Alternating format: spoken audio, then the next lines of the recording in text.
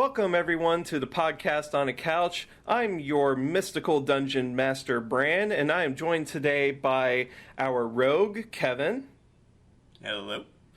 And we are also joined by our toaster wizard, Gio. And I'm also joined by our armsman, Jeanne. Bran, didn't you hear? They're celebrating their 50th wedding anniversary right now. They're not going to be here. It's just you and me. Wait. I thought they were on the couch. No. Why aren't they on the couch? We're supposed to do this together. This is a group thing. No, just it's okay. Look, no, we can have some. We can't do it without Jeanne. We gotta do it with Jeanne. Why would they not invite me? Alright, well, welcome everybody to our mystical, daring, and dangerous couch. Now that we've changed Bran's diaper and he's ready to go, we can get started with... Kevin? Oh, God, I'm so sorry. Their diaper. That's right. Sorry, I get a little grumpy when I am floating around in there with my diaper being so full, so... I apologize. I lost character, so... We changed it. We gave you a Snickers. Okay, we took a few breaths. We're ready to go. Yep. Anyway. I am happy as can be. I'm happy as a clam. We love clams here, I think. Anyway, I'm your host and resident dungeon master, Kevin, and I'm joined today by my one and only unlucky player, Bran. Hi. As I'm going to see if they can roll the necessary wisdom saving throw to survive this dastardly dungeon that is our podcast. Today's topic is a personal passion and addiction of mine, tabletop role-playing games. It really is an addiction for you, though. It seems like your schedule is always filled with some kind of tabletop-related activity, and then the podcast, and maybe a game of chivalry. Do you actually want to know how many games I'm in, both as a DM and a player? I'm a little scared to ask, but go ahead and lay out the facts for us, my friend. 6. And it's a very specific schedule. Wait, Every what Friday. The fuck? Hold on, you're talking about 6 different campaigns? Yes. 3 of which I run. Wait, oh Jesus Christ! Now here, I can tell you exactly are you like how it goes. Functioning insane person? I start losing my shit over one really long game. So let me explain. All right, I'm going to go over my schedule and then I will explain to you how this actually works. Okay. So every Friday I am a player. Every Sunday I am a DM. And alternating Tuesdays, I'm either a player or a DM. Now, how this works is I have severe unmedicated ADHD. And so what this means is my brain is constantly turning. And so I need little things to keep my mind occupied. And a great thing is thinking about, either planning for a tabletop game or thinking of things I want to do as a player, so on and so on. It keeps me focused, it keeps me going, and frankly, it's just fucking fun. So, when you say that, I have to ask then, are you thinking about story-related things for your tabletop games, or are you thinking, and I'm not saying the ones that you just DM, I'm talking about at all, general. Are you just thinking about, like, story things and stuff along that, like, soft line? Or are you kind of, like, sitting there crunching numbers and figuring out ways to best, like, min-max classes and stuff like that? Generally, it's story stuff. Okay. I will admit I'm a bit of a number cruncher, but that's not what I'm thinking of for my day-to-day. That's what I'm thinking of when I'm leveling up or creating a boss. Now... I want to be clear, as a DM, I'm not the type who likes to punish their players. Oh my god. I want to make things challenging, but at the end of the day, my goal is always, I want to tell a good story, and I can't tell a good story if everybody's fucking dead. Yeah, exactly. And what the general rule that I have heard and I have personally taken to heart with, like, my romps into tabletop and tabletop-like scenarios is you should, as much as possible, tell your players yes or maybe, or let things be up to chance but try to reduce the amount of times that you tell your players no as much as possible. Yeah, the only time I really say no is if it's something that's just completely beyond the realm of believability. Right. Like, if the dwarf barbarian says, can I roll to see if I can flap my arms really hard and start flying? No, you can't. And it's a half joke. I've had players half jokingly say stuff like that. Generally, I tend to run with very roleplay heavy people, so usually those kinds of things aren't issues. Usually they take it pretty seriously. Yeah. But I've had people be like, if I get a really high, athletics check, can I leap across this 30-foot, ravine at level 4? And it's like, no. Yeah, that's not very believable. Now, again, context is key for a lot of that kind of stuff, too. And for me, like, I feel like I've mostly been a DM for my tabletop scenarios more than I have been a player. So there are occasional times where I catch myself being just like, what do I do to put myself into players' place to make this experience a lot better for them? And generally I do the same thing too. I'm like, if it's within reason, yeah. If not, or if it's on the and then roll for it. And otherwise, just I'll tell them no. That's dumb. And I guess what we should kind of lay out here too is like our familiarity with tabletop games as well. So for me, I started playing back in, I'd say 2014. Yeah. I started playing back in 2014 with the actual, like, pen and paper, actual tabletop stuff. And we had a friend in college that made our first tabletop experience a game called Hackmaster. And Hackmaster is supposed to be pretty punishing just by nature. It's not necessarily in the DM's purview to do that. It's just the structure of the game. Kind of the point of it is to be ridiculous. And then once we got a little bit more into it and I got some interest in it, that's when I picked up Pathfinder core rules. And I ran a Pathfinder game. And I tried to participate in the Pathfinder game as a player shortly after that. But, as I'm sure you're well aware, Kevin, tabletop games is a special kind of scheduling hell. Trying to get people together for that is... oh my god, and it still makes me want to pull my hair out even today for the lighter stuff. So that's my experience and my history with tabletop games. Yeah, mine, so I actually just looked it up, because you see, I never got started with the actual pen and paper version.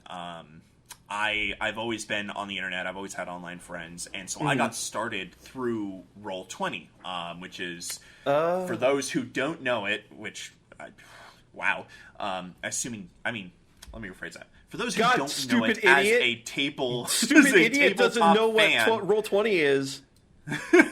Well, those who don't know it as a tabletop fan, that's a little surprising, because it's kind of the... It's the times are changing, but it was the go-to tabletop tool, online tabletop tool. Really? It has competitors now?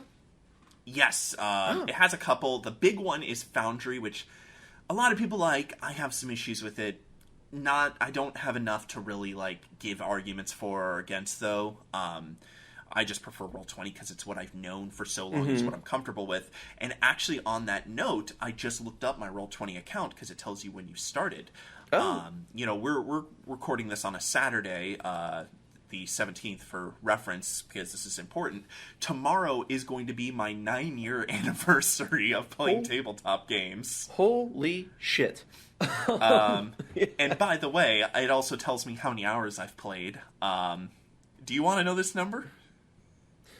All right, lay it out there. I want you to guess. I don't know, over 9,000 hours? Not quite. 7,321 hours. I'm kind of mad that I'm so close.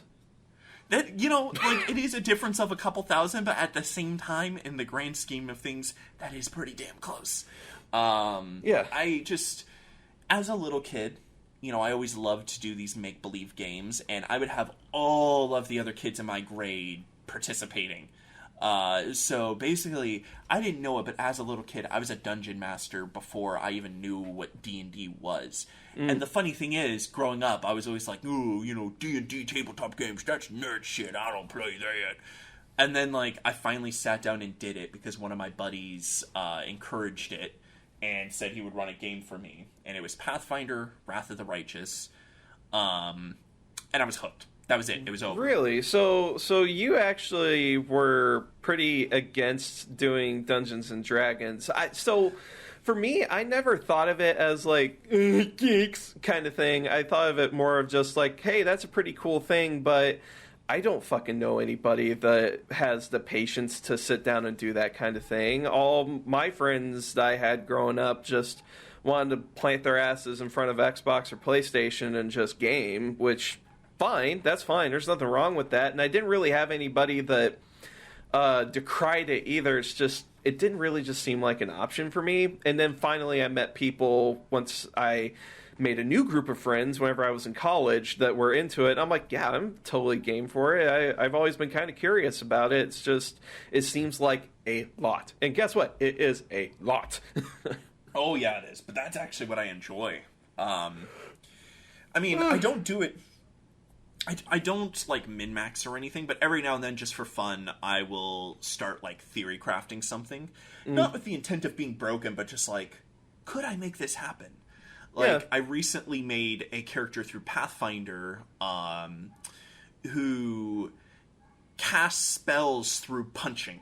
And I had since learned that this was actually a subclass of one of the classes that would have made it a lot easier to just do that. But I didn't know that at the time. I was just like, can I make a viable, basically monk spellcaster? And I did. And it was insane. And I have since buried it in the same place that Indiana Jones buries his dangerous artifacts, never to be touched again, because that's just it. While I like theory crafting this stuff, and that is the fun for it for me, to a degree, I also know that if I ever brought that out to a game, it would be boring as fuck. Because I would just curb stomp everything, or alternatively, I would outshine all the players, and the DM would have to come up with these insane things to challenge me, and that's not what I want. Kevin, I don't want to be this super powerful. You should feel bad for playing a monk, because every monk that I've ever encountered in a tabletop game, however limited, actual Pathfinder or Dungeons and Dragons tabletop I've been in, has been stupidly broken and usually run by somebody who's theory crafted some gobbledygook together. And they're more in it for just, I want to make a character that's so fucking overpowered, and I don't care about the experience. I just want to be the star, and I'm gonna fucking crit everything. I'm gonna crit my pants. And I'm just like, you're a fucking dork, and I'm not having fun, so why are you here? Yeah. No, I have actually only played a monk one time, and it was my first time playing 5e. And, Pathfinder to 5e, it's not a huge jump, but there is still a noticeable difference. And that's something we can get into later, because I do have opinions on that. Short version, overall, I prefer Pathfinder, but I don't have anything against 5e. Anyway, though. And so I made a monk, and it's just because I had a character concept in monk fit the best. And I ended up rolling really high on my stats. I had 2 18s. It was insane. And, holy shit. And so I had an 18 dex and an 18 wisdom, and it was scary. Oh my god. Jesus Christ. It was scary, yeah. As somebody who understands that, you know how broken that is for a monk, and so I ruined everything. And the DM later told me, they were like, you were the most annoying player I had. And they go, I don't blame you. I was there for your rolls. I saw them. And they go, but good God, you were outdoing the paladin. That's funny. They're like, I couldn't hit you. Well, and so it's like, so you're talking about making characters and everything, and I have only made a handful of characters for a pen and paper tabletop game. I have only made a let's see, in Hackmaster I had a half orc that died, and then I made a druid, and then that was very short lived, and just because the game kind of fell apart. And then after that, the next chance that I had to make a character was I made a... the Pathfinder version was a Gear-forged fighter, and I made him really, really tanky on purpose.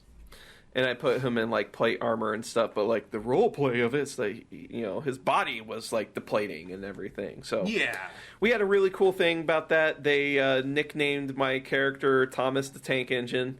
Because choo-choo, I would charge into people with my fucking tower shield. And actually, my character did do a check to, like, break down a weakened wall. And even though I lost 1 HP for doing that, so fucking worth it. And then finally, this is where we start getting into, like, the wishy-washy weird territory. I tried to remake that character again as a Warforged Eldritch Knight. That only lasted 1 session, and then I did a slightly longer game with a homebrew version of, I think it was like some offshoot of Warhammer Horus Heresy, which like the person used as like the foundation for their homebrew, but was a sci-fi thing, and I made my character like a tech priest. Mm-hmm. Oh yeah, and we also had Gundams that we piloted, so... Oh... It was fun. It was cool while it lasted, and then that one kind of fell through, and... Okay, now kind of laying everything out on the table, no pun intended, my pen and paper tabletop history is very just like... I don't know, it's like a bunch of weird fireworks where like it sparkles and it fizzles out really quickly. I haven't ever really been in for like Pathfinder or D&D in a long-term game with a solid group of people for more than I think that one with that Horus Heresy homebrew or whatever lasted for something like 6 months of us regularly doing it, and then a bunch of drama happened and that group fell apart. So that's a shame. Yeah, and then ever since then, and I'm not saying this to like poo-poo on tabletop in general. It's just I'm tired. I'm so fucking tired of trying to like find groups for this, and the amount of work and effort that I've had to put in multiple times to try and get involved and participate in these things only to have them fall apart so easily, it has really kind of turned me off with it. And that is unfortunately one of the evils with tabletop games in general, is that you have to have the group that will be able to do it. Otherwise, you might as well just be like doing theory craft by yourself, I feel like.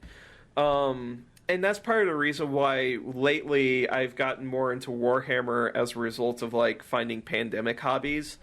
Warhammer, even though it's, you're fighting armies and little plastic soldiers on a tabletop and not doing like characters exploring a dungeon, just the fact that I only need one other person in order to play in any capacity is plenty for me with kind of my network of people that I have right now. Yeah. Well, shoot. Next time I have an opening, I'll have to reach out to you. Because I have, like, a core group of players that will always participate in my games that I run, like, 2 or 3 games with. Now, so I've heard you say offline whenever, you and I just chit-chat off podcast and stuff, isn't one of the games that you're running, like, a Mass Effect homebrew? Yes, it is. Oh my god. And it is, one that is set in between Mass Effect 1 and 2. I dug into the lore and found an actual ship to give them. And, like, that's just it. That's how I do it. Like, I'm constantly digging into the lore. I'm like, what little nuggets can I find? And, like, so I found a ship that, for Mass Effect lore nerds, the SSV Alamo, that basically near the end of Mass Effect 1, it gets mothballed. Nothing else is done within the lore ever again. And I was like, cool. Dibs. That's kind of how some of that stuff goes. I have done that very thing multiple times throughout my history of playing Star Wars: The Old Republic. I got heavier into Warcraft roleplay whenever I was kind of at the end of my tenure in that game. Like, I will do the exact same thing, though. I will find, like, one little lore nugget, and I'm like, yank, I'm going to do something with it. And then, unfortunately, sometimes, especially with Final Fantasy, because it's an ongoing story, there will be developments in the main story scenario where I'm just like, shit! No! My plans! So, you actually just kind of touched on something that I find interesting. Now, it was a good touch. It was a consensual touch. Let me just reassure you. There's something that, I hear some DMs argue back and forth on, and that is, like, we'll take Pathfinder, for instance. Mm-hmm. Pathfinder has a wealth of lore to it. Does it? All I don't know. areas. I don't know where to get it, and I think that might have been my problem whenever I was a DM. Yeah, like, you can just, like, so there's Pathfinder maps, obviously. The world of Galarian, as it's called, has so many different countries that all have, different political alignments, different conflicts going on, all this kinds of stuff. There's a massive breadth of wealth there. And for a long time, I had one single Pathfinder universe that I would run multiple games in. Whoa. And so, like, events from certain games would affect others in certain ways. Like, there was one where the players were basically leading a rebellion against an evil empire. Oh, nice. For those that know Pathfinder lore, the Empire of Cheliax. And, bless you. Thank you.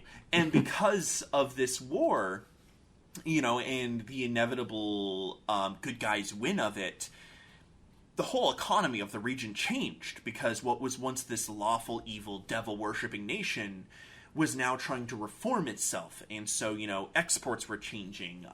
There was more banditry in the area due to the decrease in security. Other nations were kind of picking on them. And so, that campaign now then changed the entire political landscape of that area.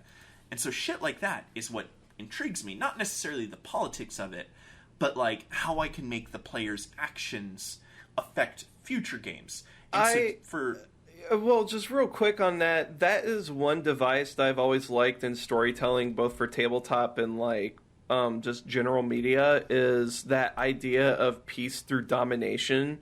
I always thought that was really cool, because some people don't want to upset the peace, because guess what?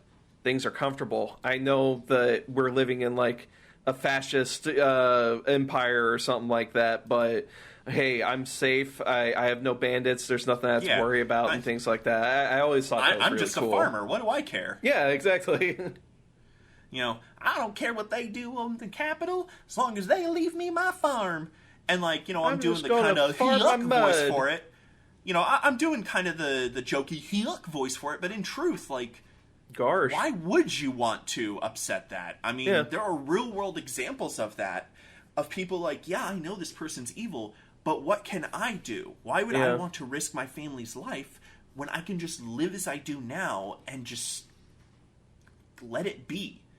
Yeah, so you were saying that, like, you used that as an example. So what was it you were leading into something about how, like, you try to give things to your players that will actually affect future games that they may participate in. Well, yeah, and so what I was saying was I did all that by using the Pathfinder lore written by Paizo, the company that owns Pathfinder. Mm-hmm. And the reason why it was so easy was because they have all of that lore written out already. Really? That's amazing. I can wiki it up. I can look up, like, just naming another nation. I can look up the relationships between Cheliax and Nidal, and I know instantly how the people of Nidal would react to Cheliax, suddenly changing their whole worldview. And through that, now I have not a crutch, but I have a tool that I can use. And so that's kind of, people who say, like, you should homebrew everything. You should never use the pre-written stuff. I think there is a place to using the pre-written stuff. Now, I'm gonna completely reverse what I just said, though. I have recently started writing my own homebrew world. And there are advantages to that as well, in that I've actually allowed the players to start injecting their own lore into it. Right. One player became really fascinated with a particular race, and they were the only one playing that race, so I started letting them write their own, like, customs for that race. And I have since taken that, I've written it down, and I've adopted it. And so while I don't, sometimes they make a choice and I have to think like, how would this nation react to that? Versus Pathfinder, where I just know because I can read the lore. I now have the advantage of my players are even more involved because they feel more of an ownership of this world. Instead of me just shooting a bunch of buzzwords at them that they don't get because they don't read the wiki like a nerd like me, they instead know, like, the forest elves react like this because these are their customs, because they are the ones who decided that the forest elves react like that. The Dunmer hate the Argonians because they use them as slaves and all that good stuff.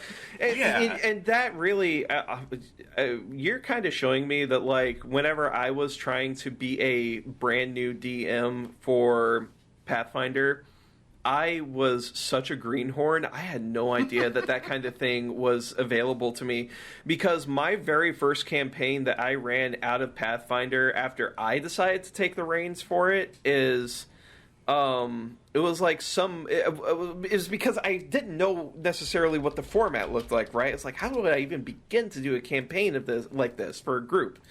And I bought one of those, like, scenario books or whatever that's, like, supposed to, like, guide you, and you know what I'm talking about?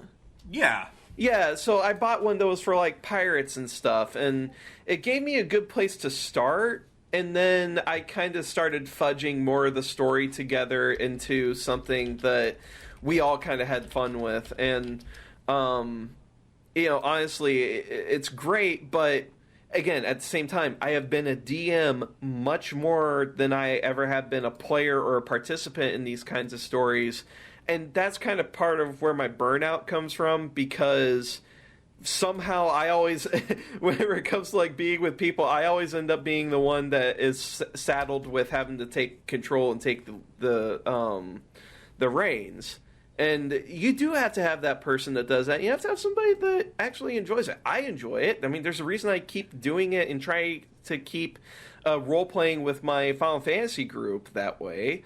There is a level of enjoyment that I get from it, but, I mean, when you're doing it constantly and stuff, too, you don't get a break from it. You don't get to, like, turn that part of your brain off so that you can get exposed to other parts of it where you all of a sudden are like, oh, light bulb goes off. I have an idea for something in the future, maybe. Today's episode of Podcast on the Couch is brought to you by... Hey, Kevin, what's shaking? Oh, hey, Bran. I'm just trying to put something dark and mysterious together for my tabletop game, but I'll tell you, I'm just so tapped for inspiration right now. Well, perhaps you could read a new fantasy book series that's come from the self-published author, B.B. Reed. Whoa, B.B. Reed? Really? Do what you will, so long as it harms none. This is the Valpurgin Reed followed by all witches of the land. Set in the world of Moira, Helena Maris travels across the holy sea of Aram, seeking coin and the eldritch creatures that go bump in the night. However, her goals align with an unlikely ally within the Ministry of Nobles who has their sights set on a cell of sorceress terrorists, the Lazaran cult, waging a war in the dark.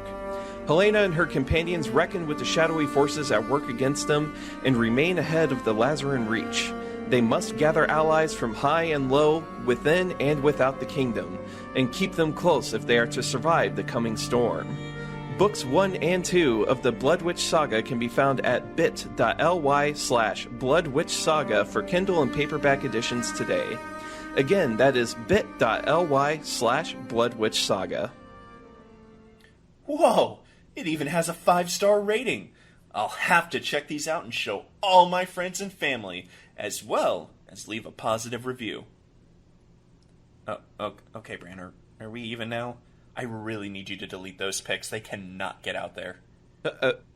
Those. Sure.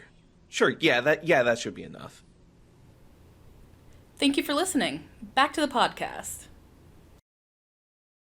A quick aside, I just DM'd you a couple examples. I sent you a map of one of the main regions of Pathfinder and actually a wiki entry for one of the nations I kept referencing. Just to kind of show you, like, it's nothing we gotta discuss now, I'm just a fucking nerd. But just so you can kind of see, like, you know, some of the examples of lore that they have, and then you can see in the wiki it's all hyperlinked to different stuff, like, you know, Eridan, that's a weird name, click on that, oh, now I know all that. Druma, but no, like, Malthune, Ustalav, Numeria, wow. So, for funsies here, let's see, how many of these areas have I had players visit in games? Let's see, so there's Ustalav was my first one, then there's Pharesia, there's the World Wound, they have been to the River Kingdoms. It kind of looks like a sphincter on a map. Basically, that area is where a bunch of demons broke through and conquered an entire nation. And so they really pounded that hole. Yeah. Let's see here. What else we got? We got Mendev. I've been to Razmirin. Nidal, Cheliax, Andoran, Talador, Absalom. Yeah, I pretty much held a game in almost every single one of these regions, which is exactly why then I started to, like, homebrew my own world, because I could tell more stories in this single universe that I had in Pathfinder, but I'm a firm believer as a storyteller that there is a certain point where you need to close the book. You need to let the heroes have their happy ending, and you just need to let it go, because it's... And this is going to be a very brief aside, and I don't want to touch on this for long because I want to have a whole conversation about this somewhere else, but it kind of eventually becomes the World of Warcraft problem where there's always a bigger fish and you keep having to up it, and after a while it makes the stakes mean nothing. Yeah.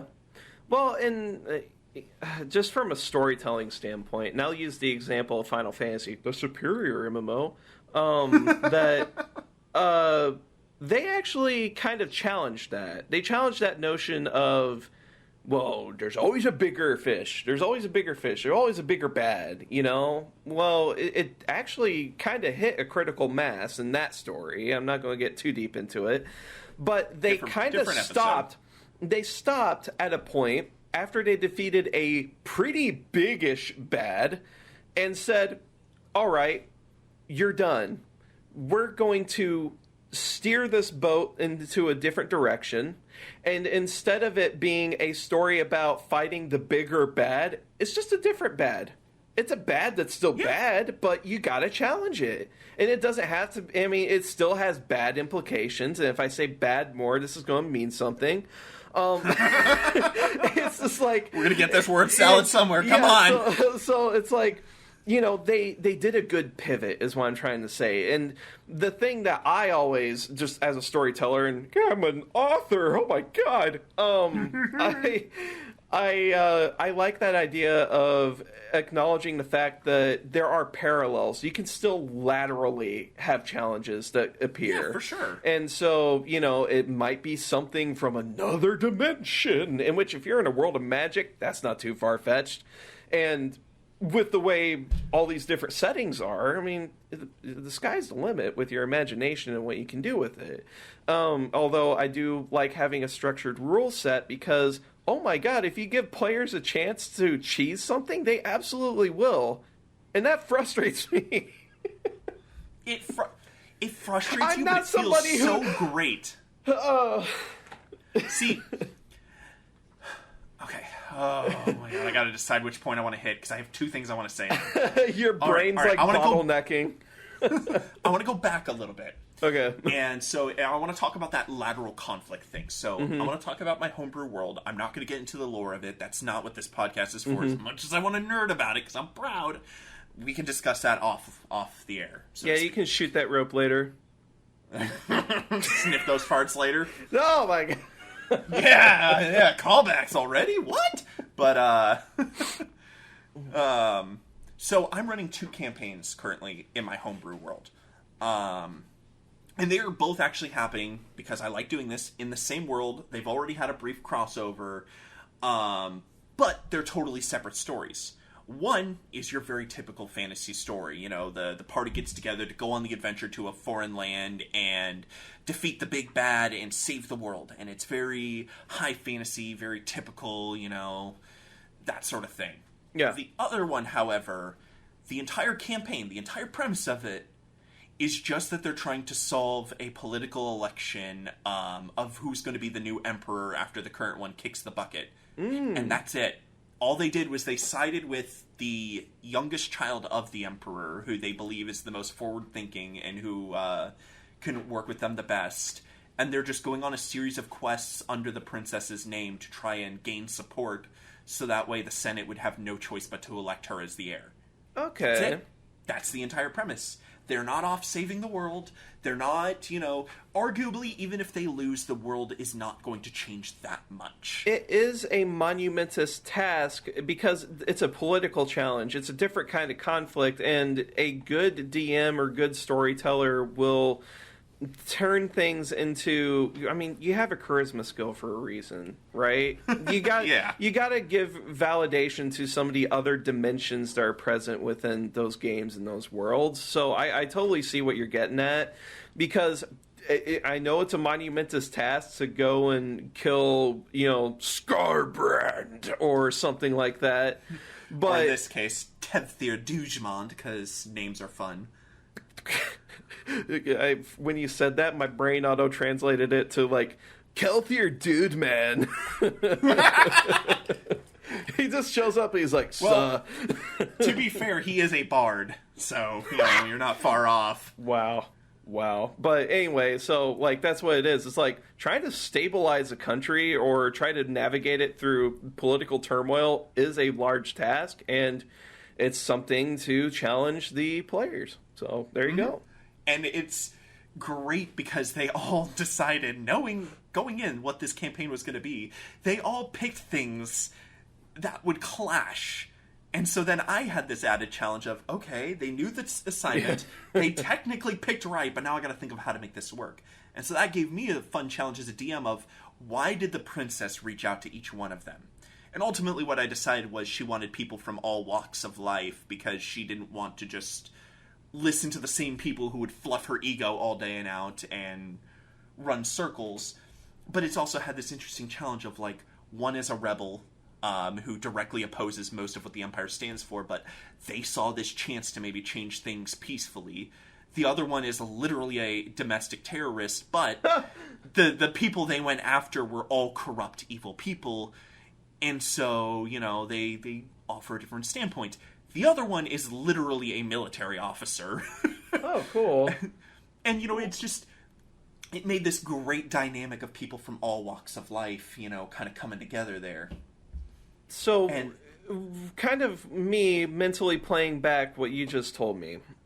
Kevin, isn't that, one of the big things in this game that you don't find anywhere else, where you, as the DM and the person who's running it, also get challenged and you have to navigate obstacles on your own? Being a DM, and this is getting closer to why I feel like being a DM is a pretty tiresome task, even though we, as the whatever the personality whatever the personality types are that you want to designate you and I as, that actually like to put ourselves through this pain, is that it goes both ways. It's a two-way street. Tabletop is very much a two-way street. The players very much have to be engaged as what they bring to the tabletop challenges the DM, because there have been a number of times where I'm running a scenario of some sort and they kind of give a hint at an idea, or they think out of the box much more than I do. And then I'm like, that's a good idea. I'm running with it. And I'm not telling you that I'm okay, that wasn't in the plan to begin with.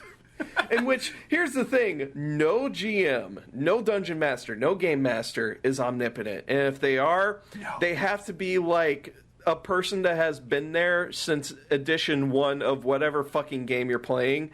Because that happens so much, and I have yet to meet a DM that says, nope, I've never had an idea that my players brought that I've incorporated. No, it's all a collaboration. Everybody's ideas are mixing together into making a really awesome story experience. That part is the part that is super rewarding to me, and I have stories 100%. That I have run in the past that I still think of to this day. It's just damn, that was really good. That was a lot of fun. And that's the kind of thing that makes me kind of keep coming back to put myself through as punishment, is maybe I can get another one of these kinds of experiences again. Maybe I can get that flood of serotonin that carries me months and years after and stuff, in which I can probably do a few like anecdotal stories about what I've run in the past that I'm just like, even today I still think back to it and I just go like, yeah, that was the shit. So I do have 2 anecdotal stories I want to tell. All right, this story is... time, everybody. Story time. Oh. Is that the segment noise now? I guess. But because I am self-serving enough that I'm willing to tell these stories. So the first one is very brief. I referenced earlier in one of my Pathfinder 1E games. The players were running a rebellion in the nation of Cheliax to thwart the evil empire. Now, this was actually a pre-written campaign that Pathfinder puts out. And, whenever I do these, I always alter them in my own ways. Mm-hmm. But I tend to use them as kind of like a loose guideline. Well, this one... It's a guideline. And then one of the players gave me a backstory. And when I read that backstory, I completely changed how the campaign was going to end. Because their backstory was basically like they were this failed mage, and in an experiment they tried to scry out the signet ring that would only fit upon the true heir of the nation. And then they learned that that signet ring was not in fact on the hand of the queen who was running the nation, but hidden away in a vault. And because of that, the Inquisition of this nation started hunting their ass down. And that's why they, became a rebel. And I was like, that's genius! Guess what y'all's quest is now? And I didn't tell them that for a long time until I had the Inquisition find them. And finally this player revealed the info and the whole campaign changed. Because originally it was just set in this one city. And then once that happened, they were like, fuck. We can actually, free this nation. Originally their goal was just their city. And they're like, we can actually do this, guys. If we can get this ring, we can upset everything. And so, that one bit of backstory, that one bit of backstory that somebody gave me just because they were like, oh, this would be fun, completely changed everything. Now, the other story, a little more anecdotal, but it's very fun for me. I love telling this story. It was my very first time DMing. Mm-hmm. And I was going to DM a game, another Pathfinder written module called Carrion Crown. And the whole thing is supposed to be a spooky game. It's, horror-themed. All has to do with undead and vampires and eldritch horrors and whatnot. Well, the day we were going to run it, 2 players had to miss it. And so my buddy was like, hey, how about instead, you just run a little, test module, so we can kind of get used to your DM style, It could just be a little one-off. It'll deal with our characters, but it'll be before the game actually starts. So I was like, cool, fine. So I set something up. I'm proud of it. The players get into the town, and they hear that animals have been dying, and I think that they're just going to kind of hang around and talk, and then, of course, the paladin in the party goes, fuck that, I'm going to investigate. You all want to come with me? And I'm just like, shit. Because I had planned for zombies to attack the town, not for the players to start hunting down the source from the start. So I'm like, yeah, we could do that. Sweat dripping down, I've ruined my shirt already. I'm, rapidly setting up maps, because it's through Roll20. It's not, on a battle map, where you can just kind of, dry erase a new map instantly. I had to, look up maps. I'm, looking up stats for monsters. Okay, I can do this. And I ended up creating an entire session on the fly by the seat of my pants. And the players were eating it up, not knowing that I'm literally laying down the tracks as the train is barreling down. That's good. That's one of those things where it especially looking back on it, you kind of say wow, I had that in me. I could do it. Yeah. So, all right, I guess it's my turn for story time then. So Please do. I'll just I feel share... like I'm talking a lot. I want some you time. Yeah, so I'll share like the highlights of that first campaign that I DM'd with Pathfinder once I got my hands on the core rulebook and that module. Mm-hmm. So it was a pirate adventure kind of thing. Everybody kind of got like press ganged into a pirate ship and stuff. They were like they were on a traveling vessel, and then yo ho ho, your property's my property now. Mm-hmm. And I guarantee the campaign was Skull and Shackles. I know that one way too well. Anyway, sorry. Damn, you really are a nerd. I am. That's exactly which one it is. Holy shit. It's one of my favorites. Sorry. It is a good one. It's a good like foundation for everything. There's no wonder they sell it, right? So. Oh yeah, it sells like crazy. Yeah. So we had a good time with that, and basically the way the thing was is everybody kind of like did their duties and stuff. They were like trying to play the part on the pirate ship, but what they were doing on the side is they were planning a mutiny.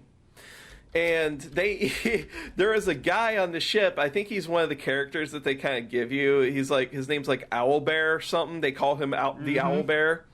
And I gave him an Arnold Schwarzenegger voice. And they absolutely loved it.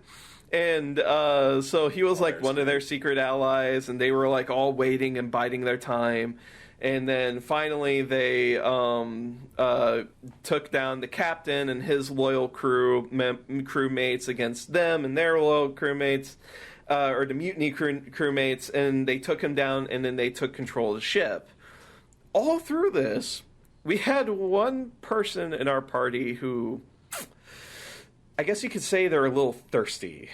I teased that there was this like hot redhead chick who was the one who kind of like gave them the idea of doing the mutiny. They're like, well, there's been rumblings and stuff. People aren't quite happy with the captain, and I think if we really put into this and stuff, and he's like, yeah, but like your hair smells good. He didn't actually say God. that, but like that's the kind of swooning he was having over her. And so I was a prick over this one. I kind of like dragged him along and with that whole thing and like catfished him with it. And it was always like they always had to meet at night, and he was always like really close to touching her, holding hands with her, but she wouldn't allow it. And then as they were sailing and she was kind of like helping them navigate and stuff, they get to an island with ruins on it. And it turns out that she's like this spirit that's attached to artifacts that captain plundered.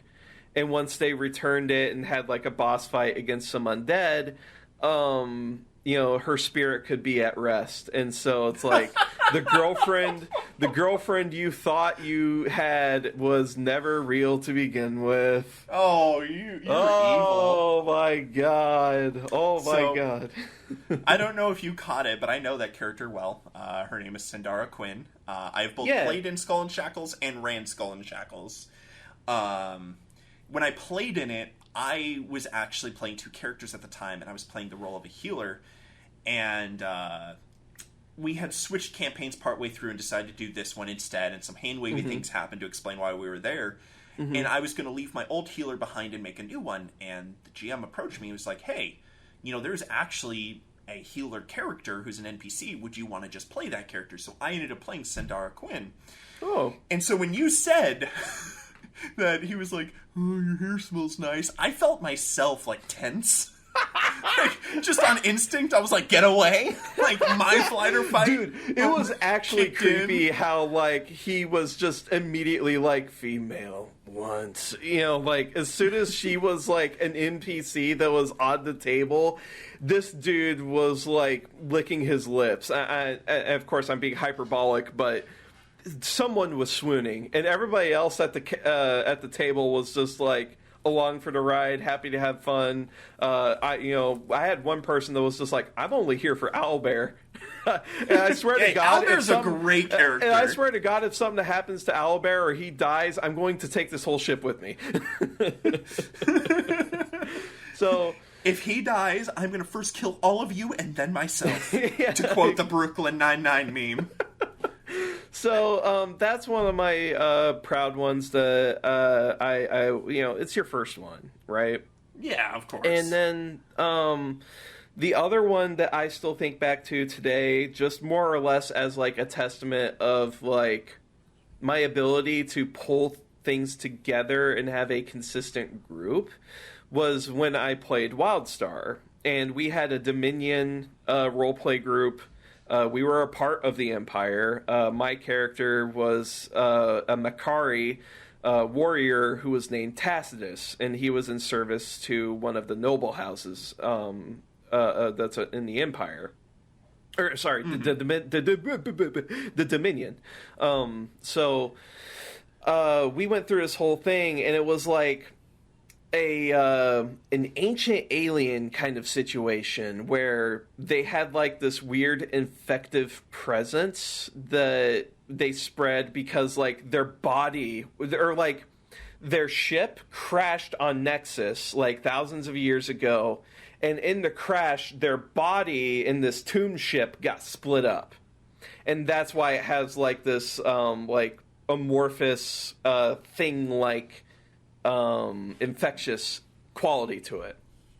And the reason I keep thinking about it is because I saw that one from start to end, completed, not just it got dropped. So I actually completed that one, and I love that when I can get to completion, respectively.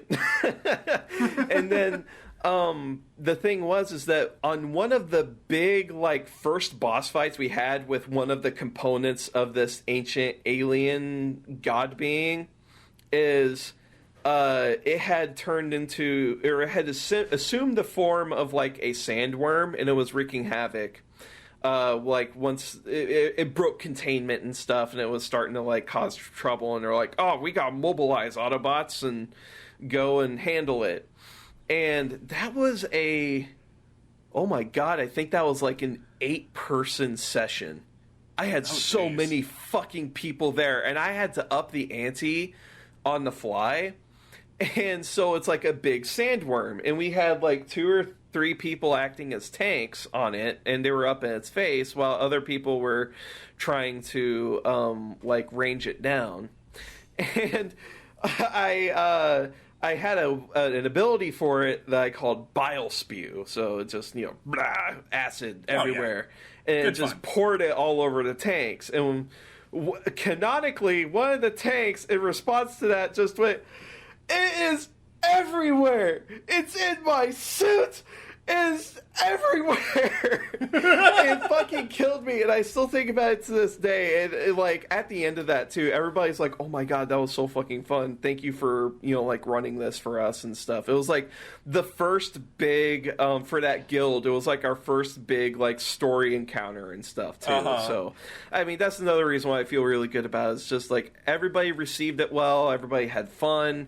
It was like a really good start to like not only our journey into WildStar, may it rest in peace, and like kind of like the inauguration for our guild. So that's really cool too. And then I've had some really good ones in Final Fantasy, but I don't want to take up too much time with even more stories just about my stories that I've made for these like light tabletop systems that I've done in MMOs. And so real quick about that too is that whenever I do DM these kinds of things in MMOs, I do it for the storytelling aspect, and I don't focus so much on like a system, because I feel like that can slow down a game a lot. And I've had some people kind of complain about in the past, which in hindsight, shitty complaint to make, because I like there to be a rule system in place to prevent people from doing God mode.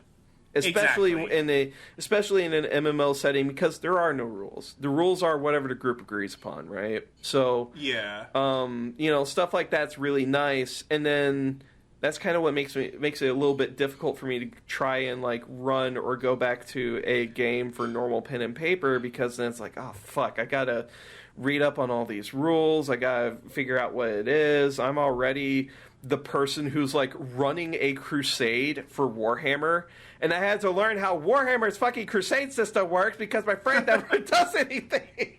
I was like, oh my god. Well, Bran, in the event that you ever do want to try again, and I have a free space, I can promise you this. I know Pathfinder is a crunchy system, and for those who don't know what crunchy means, a lot of numbers, a lot of dice rolling. However, I know the system like the back of my hand. I have several house rules that make it easier, and furthermore, I like taking in new players, and I have no problem stopping and going, okay, this is how it works, this is what you need to roll. I'm not one of those DMs that's like, you didn't study your character sheet? Well, tough titties, bitch. You don't know what the fuck you're doing. Like, I don't like that. The way I see it, we're all here to have fun. Would I prefer that you know your character sheet? Sure. But I also know that if you don't have that knowledge already, it doesn't matter if you have your character sheet. You might as well be reading Latin. You know? Like, I have a player who's joined my group recently who is the younger cousin of a more veteran player of mine. And they're more of a 5e player, which 5e is a lot simpler in many ways than Pathfinder. Real quick, I after playing both 5e and Pathfinder, I like how streamlined 5e is, just as far as like game feel goes. But I mean, again, my experience with that kind of thing is kind of limited in comparison. Yeah. And very quickly, I agree with you. 5e is a lot more streamlined. I do like Pathfinder's customization more, though, and how much more it encourages customization. Which that is the prevailing matter between those two. I hear, just like in general between communities. Yes. But anyway, this player, you know, while she does have a grasp on 5e, she struggles sometimes with some of the other terms of Pathfinder, and you know, it doesn't matter that she's been playing in my games for months. I'm not going to sit there and be like, you know, Leah, you really should know what's going on by now. Instead, I'm going to stop and be like, okay, this is how that works. You know, this is what you can do. You know, hey, have you thought about using this ability? Yeah, you haven't really used it yet. Oh, how does that work? Well, it actually works like this. You know? And that is what I think a DM's job should be. You know, you're there to tell the story, and it would be nice if your players knew everything, but they're not always going to know everything. And if you want the game to actually be fun, you need to be willing to take that teaching role. Unless you're specifically advertising for a game only for veterans, in which case, sure, fine, whatever. But if you're trying to get 5 or however many friends together to run a game, not all of them are going to know the game. You need to be ready to teach. Otherwise, all you're going to do is convince them that tabletop is just as bad as media sometimes makes it out to be.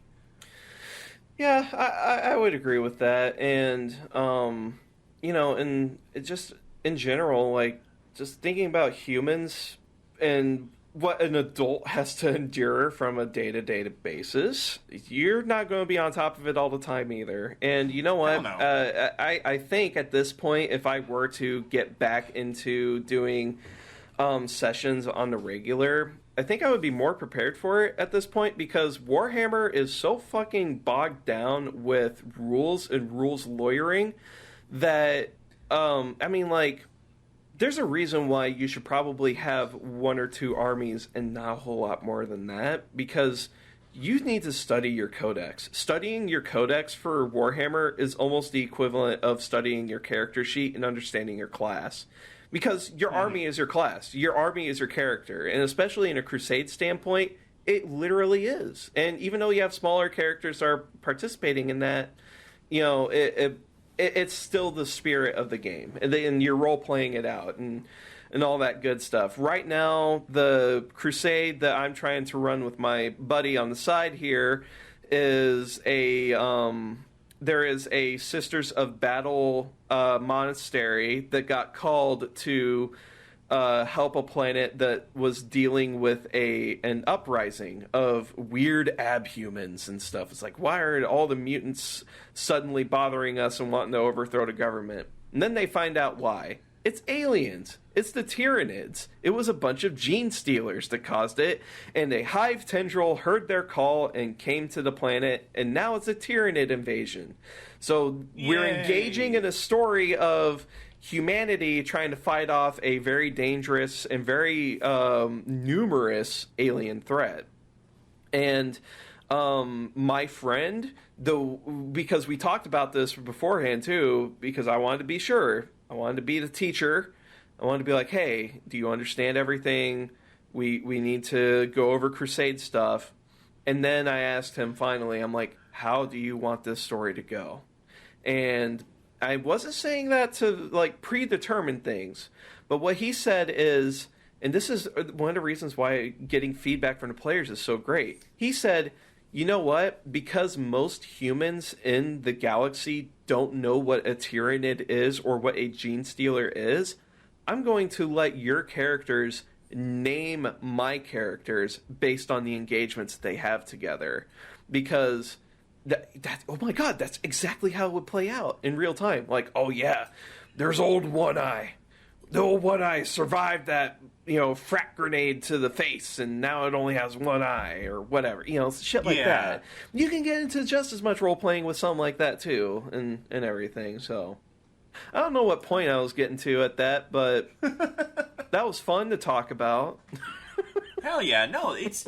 That's the whole thing. That's the whole thing tabletop is, and it's a thing that I think both players and GMs often forget.